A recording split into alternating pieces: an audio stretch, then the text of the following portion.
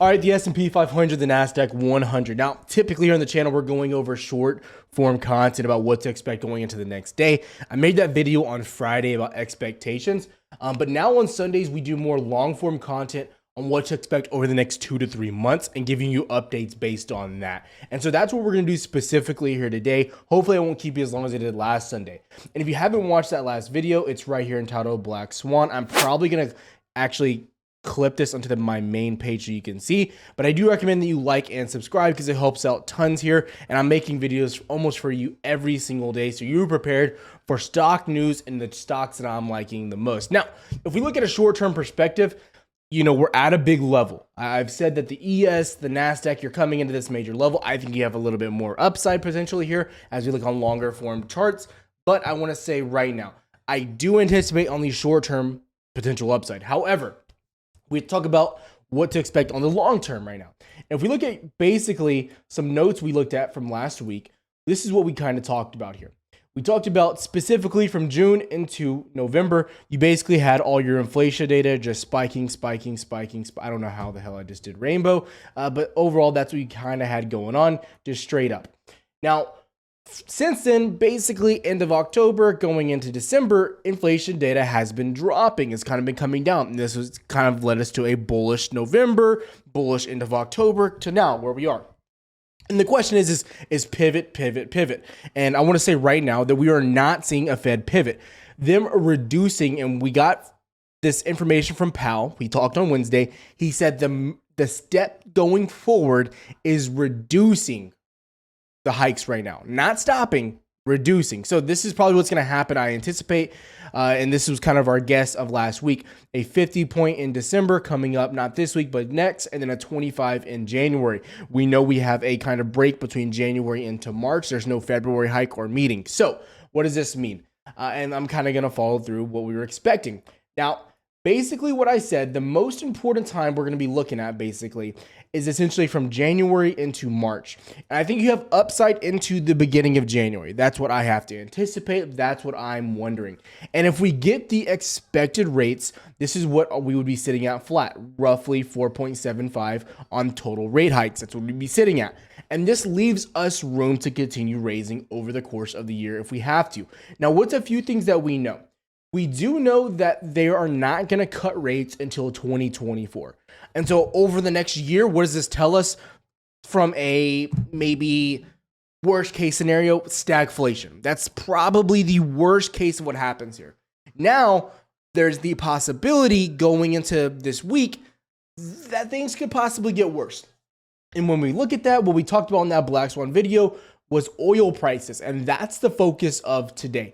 So first, let's talk about what's happening here. If you don't know, they basically passed this in the EU. They are doing an oil cap on Russia. Now, we already know what Russia's talking about with this. These links will be down below if you want to read them. But we've already said, and Russia's already said what they're going to do with this, right? They have said they are going to just stop selling oil to those countries. And this will directly impact supply and demand on oil, specifically from the Sauds, and the price will spike, which we'll get to here in a second. But this was the one thing that I believed could cause a potential crash on the market if we're going to do that once again.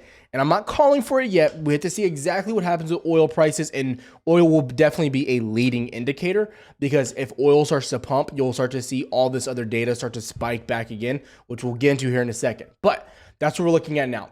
We also want to talk about what's happening here with the White House. If we know one thing, and I want to go here.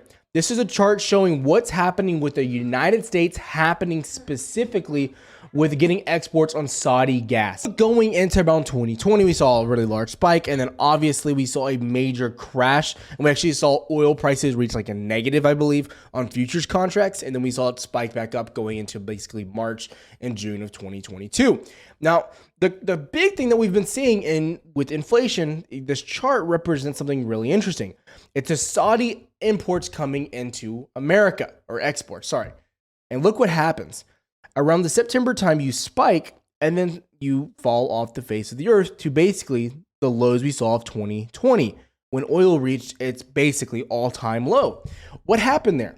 Well, what's happening now is we've decided we're not going to import any oil from the Sauds because we need to get inflation down, because it's going to help how our political agenda looks. And this chart gives the best representation. So what we've done is we have depleted our strategic reserves. And this strategic reserves is now we're coming to the point where it's getting so empty. The White House is trying to refill this, the SPR, at $70 a barrel, which is extremely unlikely, especially with what's happening with this price cap. Because let me just say this right now. We already talked about with what's happening specifically going on with EU with their Saudi deal. So Saud's made a deal because we've kept begging them to lower the price of oil. So what did the Sauds do? They said, okay, you win, United States. We're going to lower the price of oil to the Europeans, and then we're going to raise the price coming to America. So what was our reaction? Okay, that's fine. We'll deplete our strategic reserves and nothing will come in here. Well, spoiler alert, now we have to start refilling it because we've just been releasing just millions upon millions of barrels a day. This is an issue. So now we're like, okay, this is fine. We'll just wait for the market to crash and we'll just dump it back in. Well, spoiler alert, we can't do that because now basically you're probably going to see Russia ban all oil exports into Europe. And if that happens, the price of Saudi gas will spike even higher and $70 will not be reachable. For instance, if we look at the price of the barrel right now, US oil, it's at $80. To drop down to $70, you'd be all the way down at basically local lows of December 2021. And this is right before the market started to drop. For instance, if we look at SPY, when did our top come in? Food for thought, right here, beginning of January, December 2021. Isn't it funny how oil has been a direct correlation of the drop of the stock market? It's very interesting to think about. And what are the only companies that are reaching all-time highs? Well, there's a few other ones I do want to mention, but the biggest ones are oil companies, the top stocks of the year. And beginning of last year, I told everyone we want to be looking at oil and crude, natural gas, etc., because that is the only hedge against inflation. But the question now is, what do you do? Do you buy these stocks as they are at all-time highs? And that's what we have to kind of talk about and wonder what's going to be happening here. Now, if we look at the price of diesel, you can also do that. A quick Google search will show you that. Diesel prices are at all-time highs, even though the SPR keeps getting reduced and that we're not importing anything coming in here. Why? Because we're not buying any more oil coming in from the Sauds and we're selling what we have.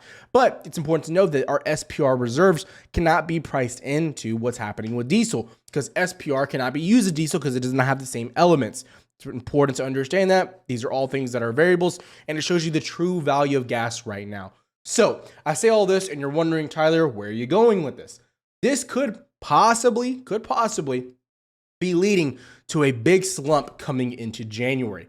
As bullish as I may sound in my short-term videos, it's important to always understand the 2 to 3 month overall outlook, right? Because even though, and we're pricing in right now that all of our day data, PPI, CPI, PCE is all going to continue to drop, we anticipate, right, for that to drop going into basically January, which would keep our rates probably down based on what Powell has said, right? We anticipate that. And that would leave us at 4.75, which leaves us more room to continue raising rates if we have to, which I believe the ceiling of rates most likely are around 6 flat. That's what I would have to anticipate. They could go higher. They said they would go as high as 7, but I think 6 is kind of a neutral, not too aggressive, not too conservative. This is where we left off last week. And it's kind of interesting that we made the video last week because now it's all just starting to take place. So what are we looking for? Between the month of January and March, we want to be monitoring the price of oil and what's happening with Russian oil, specifically how this affects the price of US crude, which should start spiking pretty soon. And before you say it, yes, I understand we can get oil out of Venezuela now, but it's very minimal when you look at the total barrels we're using each and every day. It's actually just a drip in the bucket if you really consider it. So when we look at this, I have to wonder price of oil going forward. That's the mystery here, because I'm going to tell you right now, what we're doing makes sense. What Powell is doing makes sense. His goal right now is to reduce these as much as possible. Reduce them while he can, because as of now, it's all he can do. He cannot get unemployment down. And we're going to see unemployment start to drop, start to rise. It will happen relatively soon, but the Fed has no control of pushing that through. They can only kind of get employers to that point, but they can't actually just say employers, you need to start laying people off. You need to make people go home. They can't do that, right? That'd be a communist country, right? Unfortunately for us, we do not live in that. So right now, the next question is unemployment. When does this start to rise? Because this will be hand in hand one of the biggest concerns going forward. Because if unemployment starts to spike during this time here, this could be a major issue, right? If unemployment starts to spike while this is dropping, that would be okay if it starts to rise a little bit. But if we start to get an oil increase of price, we will see all of this data pop back up. Maybe not rise as fast as it did back here, but it will still start to go on an incline once again. And once this incline starts, it's going to be ugly. Why? Because the reason why this was so manageable and why the market wasn't getting killed back here was because unemployment was so low. Unemployment was actually dropping, right? It continued to drop to historical levels. But if unemployment starts to rise during this time, well, guess what's going to happen? This is going to get disgusting because you're going to start seeing the economy not have any support. The Fed has already said the only thing that's really strong in our economy is the consumer. We have consumer debt at all-time high levels. We have savings at all-time low levels. 1 + 1 = terrible right now. So this is our major concern. Now we're going to go look at some charts that are really going to tell you that this could get bad over the next few months, right? Possibly the month or so, right? And the big things when you look at are unemployment for as far as fundamentals and then some of this. So what we're going to do really quick is look what's happening. Now, when we look at these levels, let's talk about it. This is the past year on VIX. You can go back to here. This is December 2021. Every time we have come down to this $20 to $18 level, roughly, you come, you sit in it, and then you shoot up. This has signaled every single pivot on the SPY this year. You can go do it, fact check for yourself. I don't care. If you look here, you've gotten some pretty nasty downward spikes.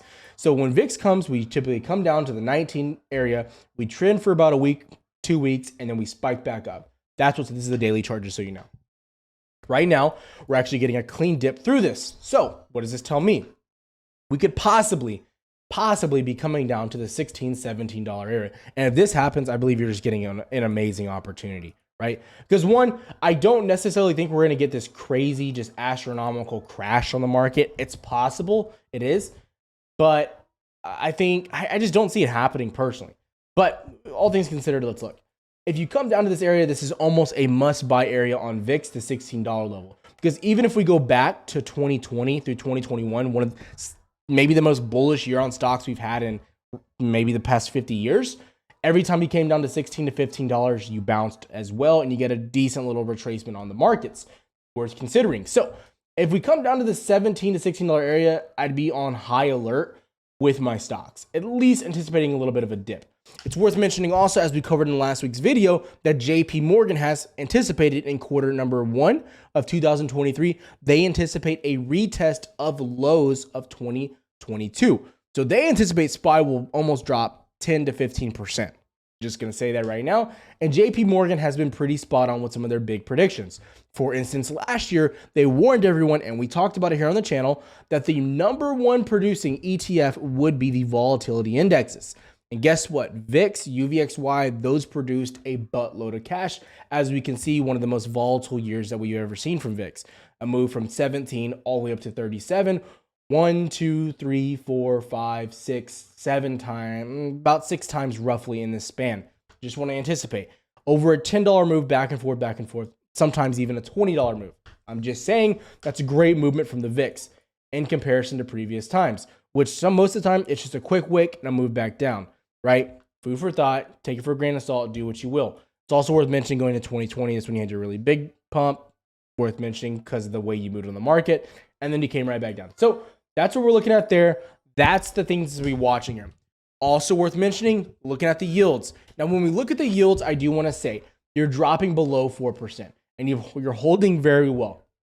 It's going to take a lot for these yields to start spiking once again. You would have to see the dollar, and it would take oil to really start pumping once again. So these are things to be considering, because now we're seeing TLT, these 20-year bonds, start to get bought up and get a little bit of momentum. So the yield inversion is still somewhat in play. If you really look at it here, you're still basically inverted. You're at like a 98, 99%. Worth mentioning. Again, past 2 years, your higher low trend, boom, boom, boom, boom, boom. Guess what? You're still holding this, trying to continue to hold this little trend. Again, if you go back to the past, how long has this held? 2018, it was gross. Boom, you had a big drop. going to the housing bubble, obviously the dot-com bubble. These are all great instances to look at. And so you're still in this area of concern. It's worth mentioning that once this comes down, it does not mean that the recession or the overall pullback is done. It's worth mentioning when you look at this is that it's just an indicator that the bottom may be starting to form. For instance, when the housing bubble took place, you started to drop in 07, but you didn't get the major bottom until 08 going into 09. Food for thought, things to look at. So that's where we are right now. And we haven't even started to drop on the inversion. Going into DXY, what's happening here? The dollar, big chart that I've been watching a lot. But again, I keep telling everyone, people keep trying to talk to me about the dollar chart. And again, I look at the dollar chart almost daily. But again, it's not as important since you've been below the major level of 109. Once you broke below this, the dollar was less influential against the markets. Am I saying the dollar is not influential? No, that's not what I'm saying. But when you were up here, you would get instantaneous responses on the SPY and on the Nasdaq as the dollar bounced.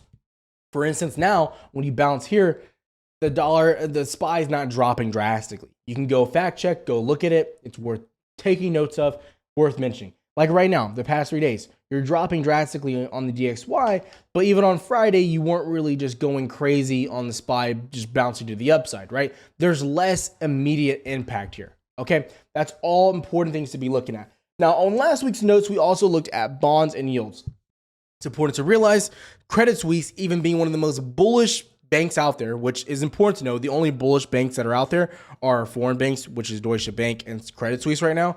They're releasing these bullish articles and bullish statements going into 2023, which they have to, because guess what? Those banks are at all-time lows. It's worth mentioning. Credit Suisse, boom. You haven't been this low. Can't even go back far enough. Congratulations. This is just something to be taken into account. Deutsche Bank, you are a little bit higher. You got a little bit of a balance here in October and November. You got a little bit of love, but it's worth mentioning you were at very big level lows, right? Because these are the banks that are at concern in Europe, because we know a few things here also. That European banks are the banks that are in danger. It's not American banks. You can fight me on that if you will. The American banks do not have a liquidity issue. Where they're having a liquidity issue is in Europe. We've gone over why, we've gone over everything. I'm not going to go over that today. But that's the important thing to realize, that the American banks are being conservative right now, and the European banks are basically saying be aggressive right now. It's a bold statement. So anyways, that's that viewpoint there. So leaving you with a few thoughts. What are we looking at for this week and going forward? Over the next month, 2 months, we want to monitor closely unemployment. Unemployment could be a very dangerous thing right now. The Fed wants unemployment to rise. They have said it a lot. They want it to rise. But I'm going to tell you right now, if unemployment rises while gas prices rise also, we're going to be in a very dangerous economy. And that could lead to a bigger drop than we saw overall in 2022. I'm going to tell you that right now. And the answer to why is because we will not have consumers to strengthen the economy. That's very important to realize. Now, going forward, do I think they're going to start raising rates back to 50.75 points? I don't. I think they're going to stay with steady lower rates, because the rates that they've already set in place and getting them to 4.75, that has worked, because we've already seen the effects on PPI and CPI and PCE already going down while gas prices are stable. But if gas prices rise, there's nothing that they can do with rates that are going to stabilize this down here. That's what's important to know. So I don't think that they're going to be as aggressive with rates going forward. They're also doing a lot of easing. So they're basically selling off a lot of their balance sheet right now, which they have to continue to do. That's another part that could hurt us just going forward, because the Fed's not buying, they're selling. That's a concern. But again, in the short term, you don't look bad. As we look at TLT, food for thought, again, just giving you the overall rundown here, you don't look bad. If you look here on a daily chart, you're actually breaking structure as we speak. And this is maybe the most bullish thing that you've seen kind of going on with the economy lately. You can see the structure. Boom, you finally just broke and you mounted. So people are getting a little bit more aggressive with bonds, which is what you want to see. A little bit of love coming into the market. So that is good in the short term. This is what we want to see. But again, the major thing is right here. Unemployment rising with gas prices will lead to a lot of blood on the streets. And that is what I'm paying most attention to for my long-term viewpoint right now. I'll see you tomorrow.